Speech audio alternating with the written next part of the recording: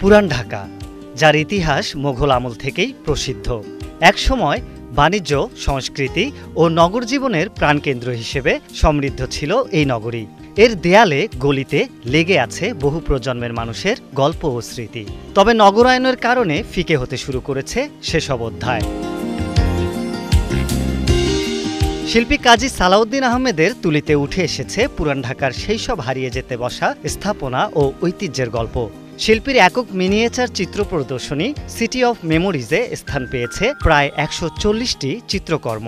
আমার পছন্দের যে শহরটা ছিল পুরান ঢাকা, সমস্ত ভাঙে ফেলছে। এখন আমি বাসায় শ্যামবাজার পুরান ঢাকায় গেলে আমার খুব খারাপ লাগে। ছোটবেলা থেকে আমি কখনো ফটোগ্রাফ দেখে কাজ করি না, আমি কিন্তু মেমোরি দেখে দেখে কাজ করি, তো মেমোরি ওরিয়েন্টেড কাজ করি, যেটার জন্য আমার ছবি আঁকতে আর কষ্ট হয় না। আমার মেমোরিতে যা আছে আমি সেটাকে প্রায়োরিটির সাথে নিয়ে এসে আমি কাজ করতেছি।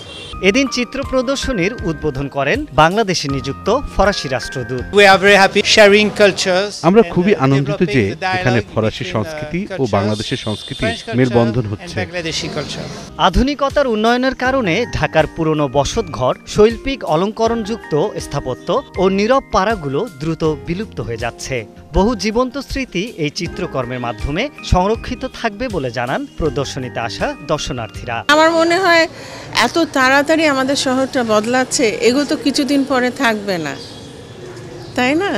তো এটা তো সংরক্ষণ করার জন্য খুবই গুরুত্বপূর্ণ। বাচ্চাদেরও বলতে যায় যে আগে ঢাকা কীরকম ছিল, পুরনো ঢাকা, ওরা বুঝতে পারে না, কেন ওরা তো ওটা দেখেনি, নো রেফারেন্স পয়েন্ট অ্যাবসলিউটলি। তো যখন এই ছবিগুলি নিয়ে দেখে অ্যাটলিস্ট আর্টের মাধ্যমে বলতে পারো ও মা কি সুন্দর সালাউদ্দিন আমার ছবিগুলি।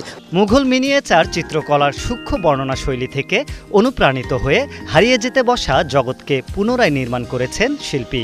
নগর ইতিহাসের এই গল্পগুলো ধারণের মাধ্যমেই ধরে রাখা যাবে নিজের অস্তিত্বকে, এমনটাই বিশ্বাস শিল্পপ্রেমীদের। আরিফ হক, ৭১, ঢাকা।